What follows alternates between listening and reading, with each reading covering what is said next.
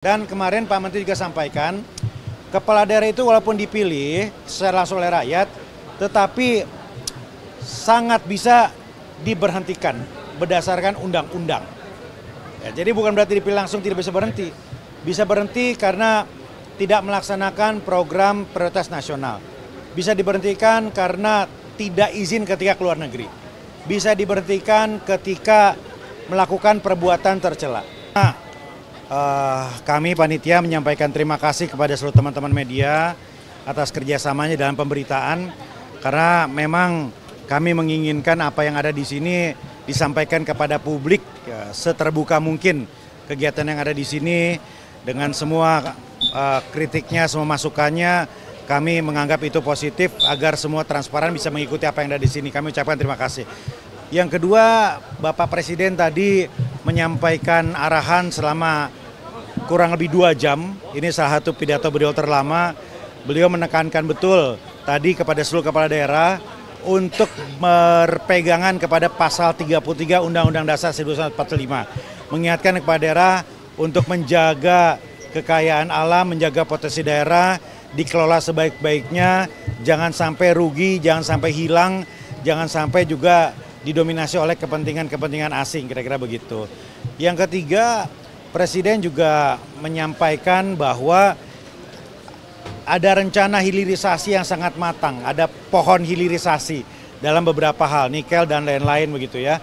Ini akan ada investasi Indonesia, jadi tidak bergantung kepada yang lain. Ini untuk menyemangati semua kepala daerah. Dan Presiden mengapresiasi penyelenggaraan retreat ini, bahkan beliau meminta Kemendagri untuk kembali menyelenggarakan retreat ini pada tahun 2026, kira-kira begitu.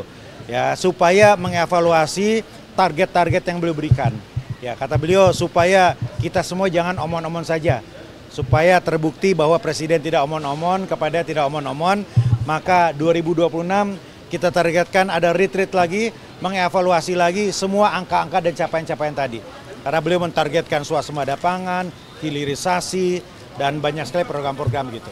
Kira-kira begitu. Jadi beliau ya dan memang 2 jam itu beliau menghabiskan 2 cangkir kopi ya, karena beliau paham segera Jumatan ya beliau menghentikan begitu ya. Tapi kalau dialokasikan waktu lagi, kalau waktunya lebih fleksibel pasti bisa 3 cangkir kopi, bisa lebih panjang gitu. Peserta total yang hadir sampai akhir ini? Iya, kepala daerah nggak berkurang begitu ya, tapi wakil kepala daerah kalau tidak salah ada 477, ya ada 20-an yang tidak hadir karena alasan sakit dan lain-lain gitu. Yang kepala daerah berapa Pak akhirnya Pak? Masih sama, 493. Jadi yang tim Bali itu memang nanti ikut gelombang berikutnya. Pak, perbedaan antara retreat 2026 dengan gelombang berikutnya apa Pak? Nanti Pak? Ya, targetnya nanti mengevaluasi apa yang sudah ditargetkan tercapai atau tidak. Alasannya apa? Jadi semua harus berdasarkan angka-angka. Antara 2026 akhir atau 2027 kira-kira begitu. Berarti pesertanya masih sama? Seperti hari Masih sama, bisa masih sama. Ya nanti mungkin kepada daerahnya saja. Ya, nanti ya. Evaluasinya adalah memang waktunya padat sekali. Ya seharusnya semua menteri berbicara begitu. Tetapi yang positif adalah kita melihat kepada itu semakin akrab. Presiden tadi juga senang. Beliau melihat, merasakan, mendapatkan laporan peserta ini makin akrab satu sama lain. Nah, itu diperlukan untuk sinergi ke depannya. Retreat susulan kapan Pak? Ya?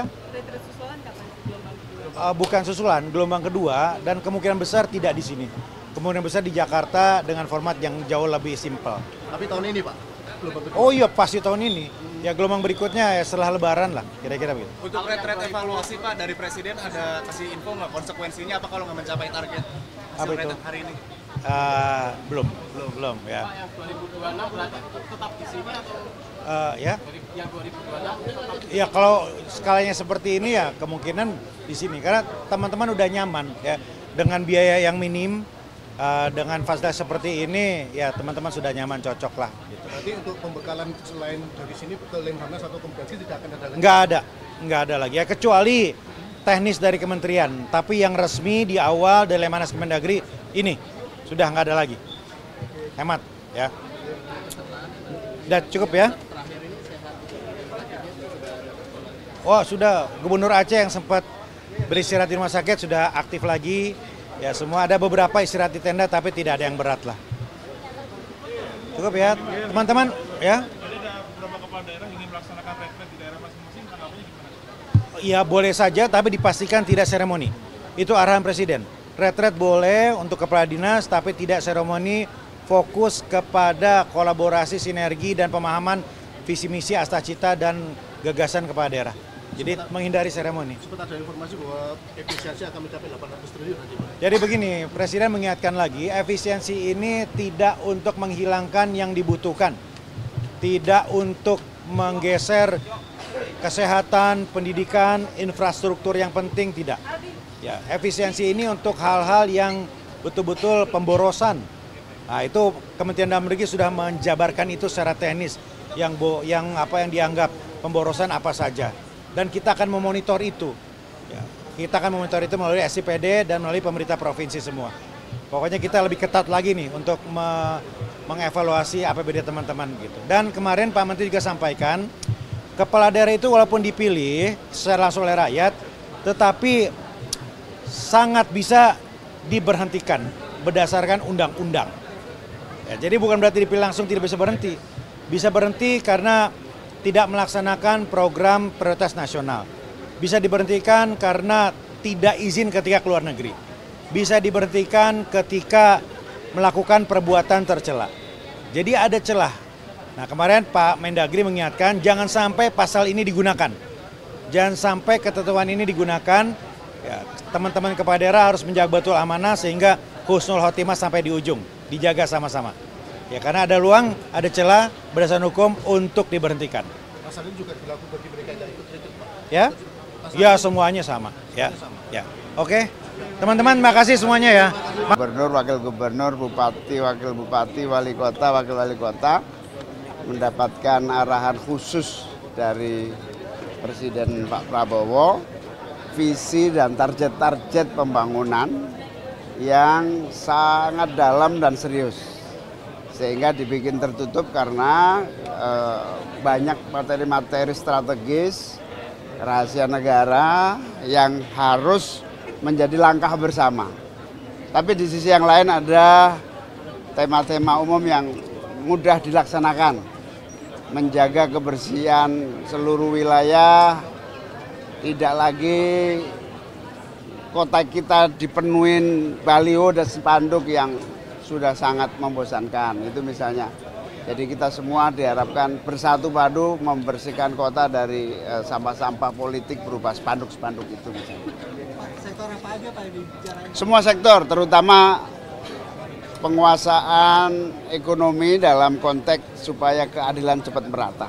Ini sifatnya arahan Pak, nanti akan dievaluasi lagi atau gimana arahan ini? Arahan yang harus dijalankan semua pihak, menteri dan seluruh gubernur. Dan Pak Prabowo minta 2026 cek kembali apakah sudah terlaksana atau belum. Framing poin penting apa yang harus digarisbawahi oleh para kepala daerah dari arahan Pak Prabowo? Tidak boleh lagi main-main dengan kebijakan, semua harus serius dan bebas korupsi. Menko kan hadir juga Pak, Ya. memberikan arahan juga Pak. Sudah kemarin. Tentang efisiensi Pak Prabowo udah pulang. Masih. Tentang efisiensi sama para kepala daerah.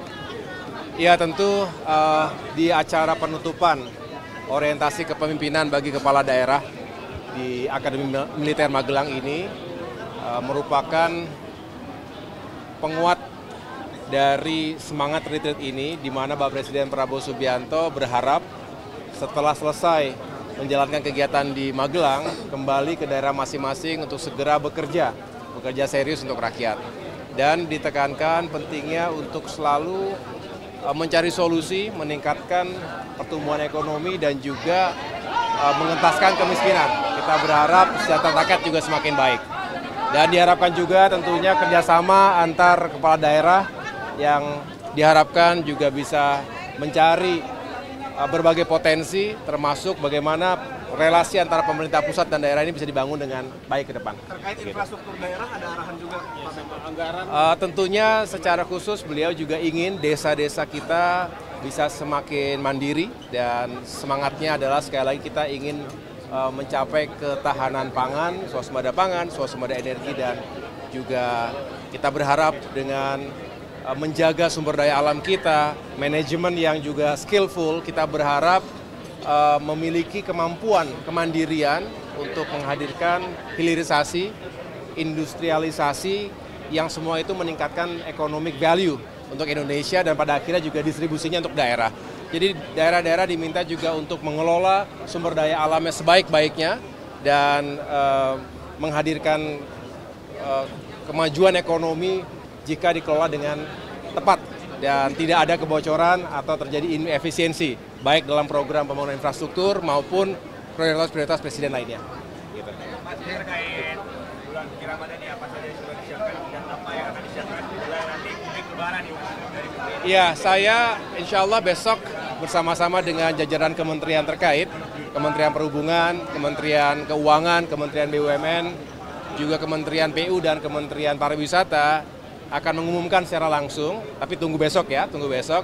Yang jelas kami sedang berupaya untuk mempersiapkan arus mudik Lebaran tahun ini juga dengan baik. Kita tahu bahwa setiap tahun akan terjadi lonjakan mobilitas masyarakat kita, termasuk juga sektor pariwisata dan ekonomi kreatif kita harapkan bisa tumbuh dan kita ingin hadirkan policy yang semakin membuat perjalanan nyaman, aman, tapi juga semakin terjangkau. Saya mohon doanya mudah-mudahan bisa kita turunkan harganya, tetapi besok akan saya jelaskan secara langsung.